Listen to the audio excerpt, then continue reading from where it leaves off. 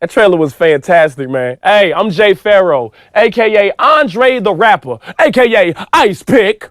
I'm actually in Zombies in Spaceland. I'm a character. You can play with me. It's dope. I'm here, sitting here with my homeboy, Brian Bright, the project director for Zombies in Spaceland. Also, Lee Ross, the associate project director for Zombies in Spaceland. And welcome to the color value scale. What you got here? You got vanilla, we got caramel, and we got dark chocolate. And as you can see right here, this is what we have right here, folks. This is what we're doing right here. You know what I mean? This right here is one of the scenes out of the game. Matter of fact, when we first see us, 4 of the characters, and you see the Vincent Gould guy. What's his name, sir? Willard Wyler. Willard Wyler. When you see Willard Wyler, this is actually the setting that we are in. So what they have done is they have transformed this room, which used to be a storage room, into a movie theater.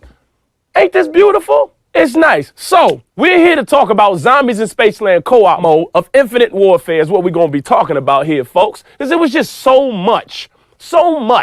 There's so much in the game that we couldn't put in the trailer. So we're going to give you an inside edition. You feel me? We're going to give you an inside look. That's what we're going to do. So tell me more about this world. So where did you all come up with this idea? We want players to experience something brand new when they get into zombies, and we've created something that takes them nowhere that Zombies has ever gone before. We're traversing players all the way back to the 1980s, which is just awesome in itself.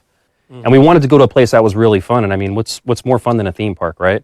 So within this space, we have park attractions that have been transformed into weaponry for the players. Right. And of course, our zombies are decked out just to look like 80s people, right? So the crazy hair, the awesome clothes. And then there's a DJ in the park that's like, he's mixing it up and playing all those awesome tunes for the players. So for us, it was really, we just wanted to have a good time with this experience. That's cool. What about you, sir? Well, growing up in the 80s.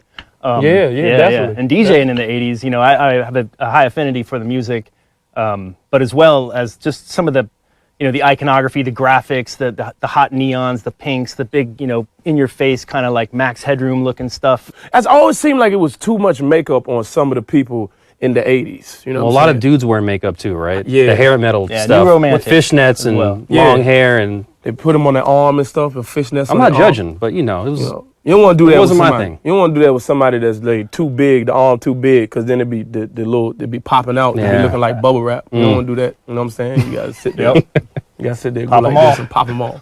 You know. Let's talk about the archetypes of the game.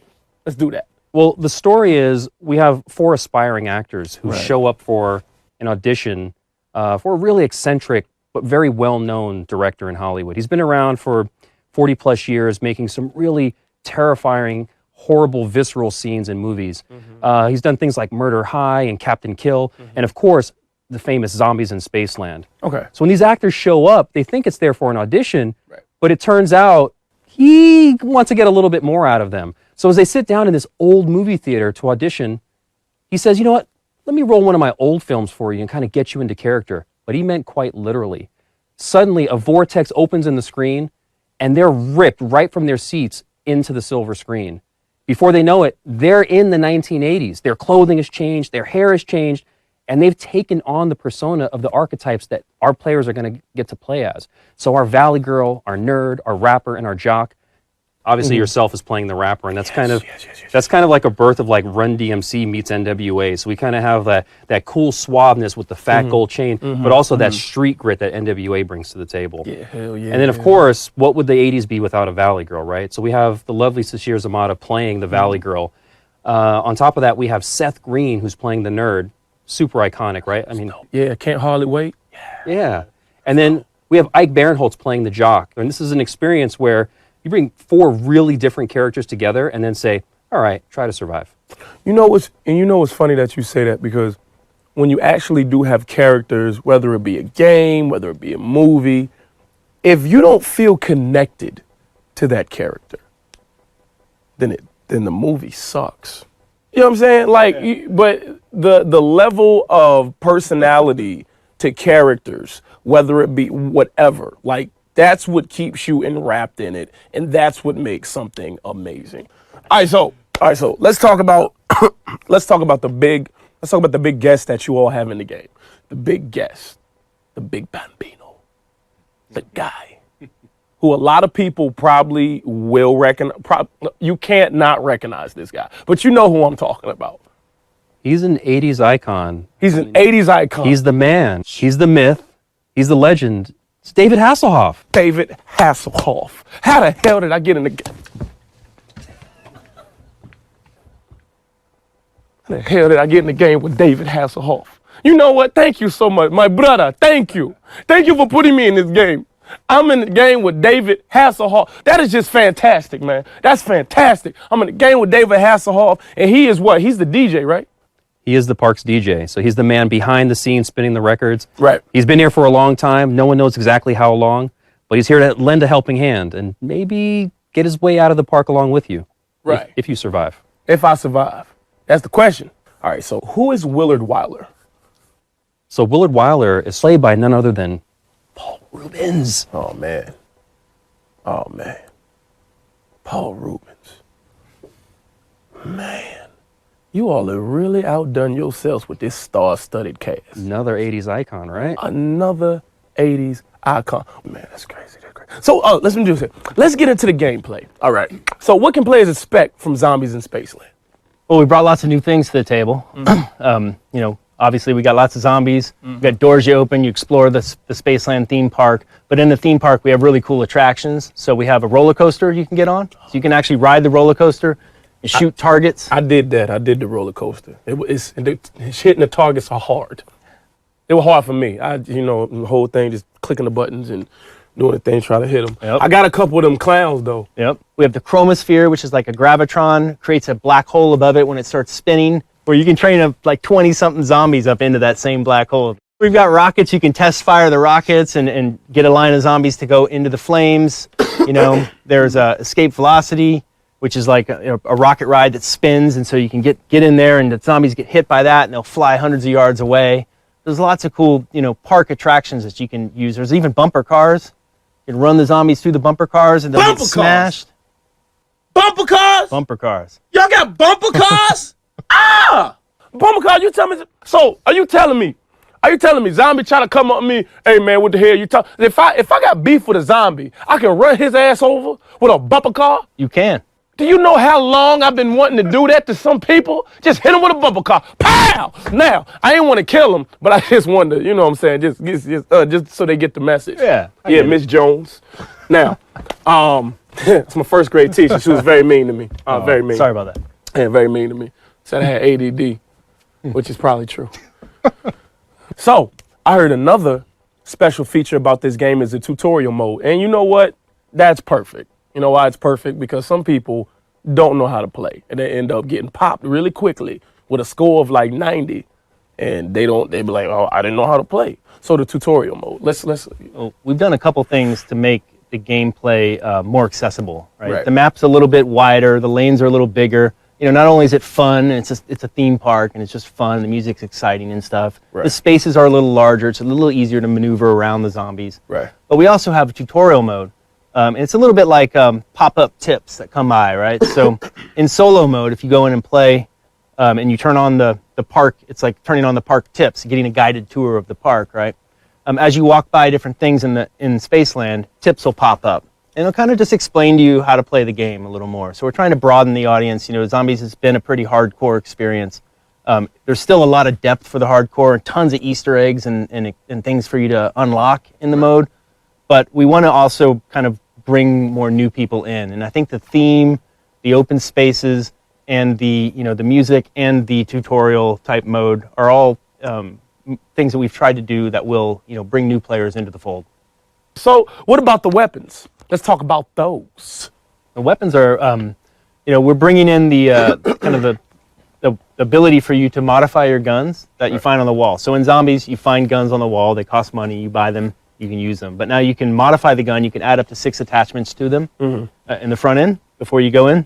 And so when you get to the gun on the wall, you'll have the gun personalized the way that you've set it up in the front end. Hey man, sorry. I had to stop. That's all good. I had a cramp. But the cool thing is you can also up, the weapon leveling from multiplayer and Zombies is shared.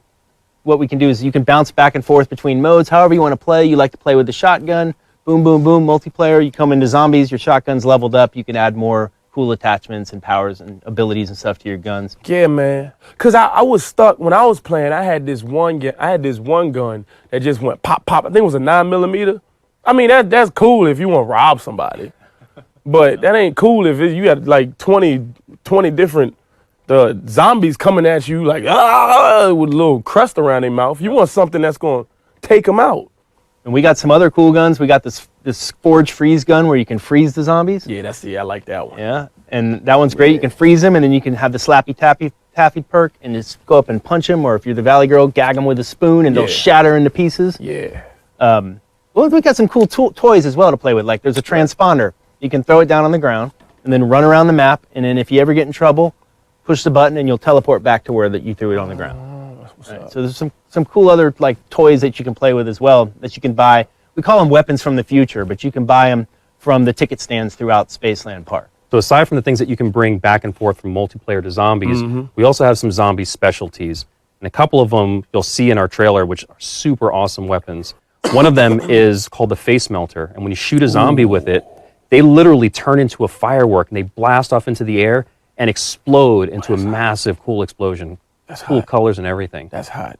Yeah, so the magic wheel, what does that do exactly? So the magic wheel is a device that will show up in the park. It actually will jump from location to location, so it's never in the same place twice. Okay. And players can go up to it, pay a small amount of in-game cash, and it spins. And while it randomly spins, gives you a random weapon that it could be something really awesome, like one of the weapons Brian talked about, like the Forge Freeze, but it could also give you something like a pistol when you really need an assault rifle or a shotgun. Right. But there's also some weapons that are only inside the magic wheel. And so if you're lucky enough, you just might get one of those on a spin. And it's a little cheaper than a regular weapon off the wall generally. So there's that. You might get something cool, you might get the pistol, but you know, it's a little risk reward there as well. That's good because, you know, I ran out of money while I was playing. And I was like, well, damn, do I need to get a job at a pharmacy or something? Like, what I need to do? Well, you could work at the Lost and Found, and we have the Lost and Found in the park. It's at the front of Spaceland. Okay. And it's whenever you bleed out in the game, you lose your weapons, right? Right. And so instead of like having to go rebuy weapons off the wall and re-upgrade them and work through all that again, which is difficult with the 20 zombies around you, Right. you could run to the Lost and Found and pay a smaller fee and get your guns back, the guns that you went down with all the buffs and everything that came with them. So that's a cool new feature that we've added to Zombies in Spaceland. It's like layaway for weapons. You're right. Very smart. You smart. All right, so let me ask you a question. What exactly was that thing on the bottom of the screen in the right-hand corner? You know, like a meter or something like that? Like, what was it? Yeah, that's your Fate and Fortune cards meter. Okay. And so as you spend money in the game, or as you earn money in the Right. game, the meter starts filling. And when it fills all the way up, then you can fire off one of your Fate and Fortune cards. And Fate cards, they're both, Fate cards are permanent. You unlock them through progression in Zombies. Right. Fortune cards are consumable. You get them through loot. You can use them for one game. You can use them up to 3 times in a game. Right. And so they're buffs. They're short-term buffs for the player. They make you more powerful. Some of them will give you a really cool gun for maybe 30 seconds or a minute. Some of them will, like one of them gives you money every time you get hit by a zombie, for instance. Or one of them, if I stand next to Lee, we're stronger together. So what's cool is you can actually stack them. So you can have more than one active at a time. Right. And you could have Phoenix up running. You could have the black hole gun out. You could have multiple of these Fate and Fortune cards up at any one time. And then when you run out of your 5 that you brought into the map, you can go up to one of the fortune tellers in Spaceland, pay a small fee, and he'll refill your hand. And you can do that 3 times in a game. So you could actually use up to 15 cards in one game. So one other cool thing about the Fate and Fortune cards is we talked about it a little bit earlier about having that cooperative experience. Right. So sometimes a Fate and Fortune card is something that you spawn and it's just for yourself. But like Brian mentioned, there's some that you can spawn and they actually give the other player something else. So sometimes you'll share life. Sometimes you'll spawn something that the other player can use. So we encourage players to use them not only for themselves, but also to help the team advance in their quest. So what you're saying is you are able to work together with these fate and fortune cards, and that's another special feature of this game. That's dope, man. Let's talk about the team mechanics, like the ATM, Yeah. because I know there's definitely a special feature with that. Yeah, we got a couple cool team mechanics, and one of which is the ATM. Players can go in, because a lot of times in zombies, like, you might die and lose money and need a gun, and then it's like, oh, Jay needs a gun. Oh, well, he doesn't have any money, so he's got to kill zombies to get money. So how do we give you money? So there's an ATM now, and I can go up and just put $1,000 in it. Lee can put $1,000 in it, Right. and they can just sit there. So when somebody does go down and they get back up, they can run over there and get the cash out and be able to buy a gun and get back into the action quicker. Hey, don't tell that to my cousin, because the money's just start disappearing. You'll never see it again. Weston, oh my gosh. Okay, you about to say something? I was going to say, in addition to that, we also have team door buys. Word. So there are key locations that open up and lets players explore the rest of the park. And in this case, no one's saddled with having to pay for the door all by themselves. So let's say the three of us are in a game. You can pitch in some money, I can, Brian can, and we can open up the door without anyone collectively spending all of their money.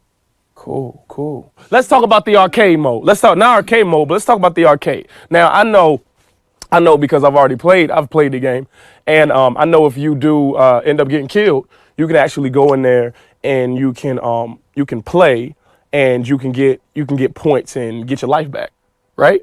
But what are the other advantages, and what are the other games that are in this arcade? In Spaceland, we got lots of cool attractions. Right. And one of those is the arcade.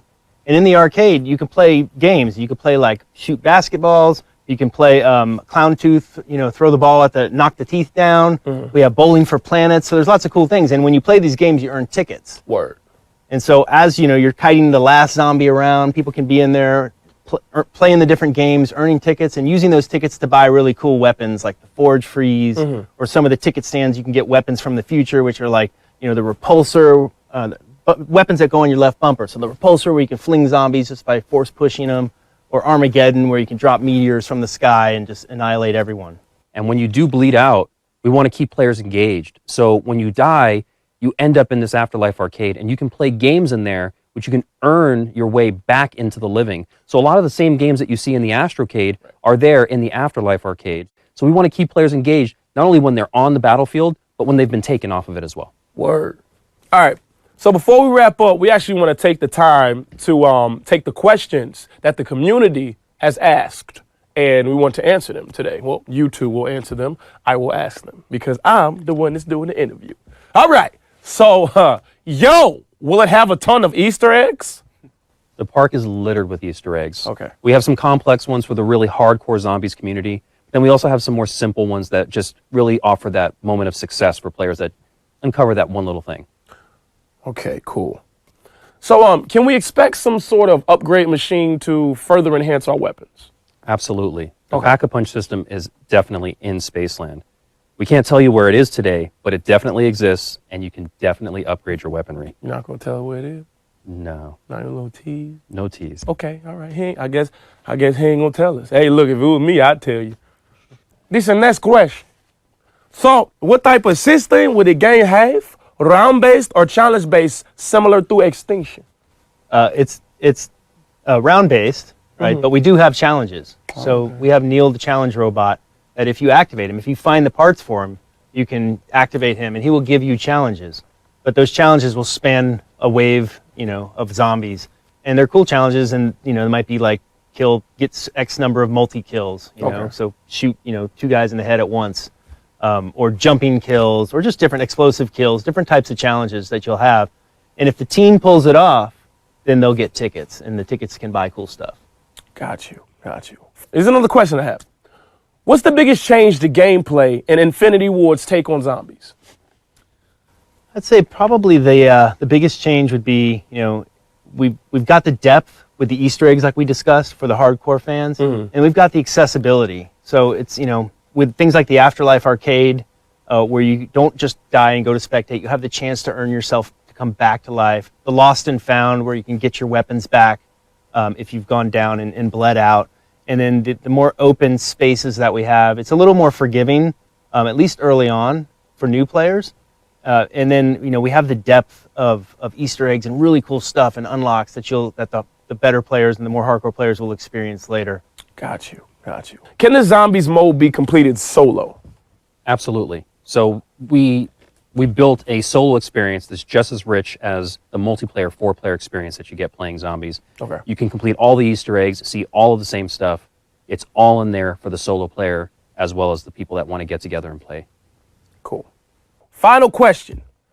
Are there any zombie-specific reasons to pre-order? Yeah, we have the Zombies in Spaceland pre-order pack that you'll get. And in that is a really cool animated player card that's unique to this so that, you can show it off to everyone else. We have a cool gun camo that you can use and apply it to any of your weapons. And then we have a rare fortune card pack. So it'll give you a number of like rare, epic fortune cards that you can find. Dope, cool. Well, that's all the time we have for today. I want to thank the fans for asking the questions. I want to thank my man Brian, my man Lee, and for everybody watching out there today. And I don't know about y'all, but I can't wait to pick up Zombies in Spaceland. Oh, I don't really got to pick it up. They're going to send it to me. Because I'm in it, bitch. I'm in it. Yeah, I'm a player. That means that you can actually be me. We're going to bust a cap. Bah! See you guys online. Is that right? Boy, your hair now, what type of chemicals you put in this here? I just wanted to say that the whole time.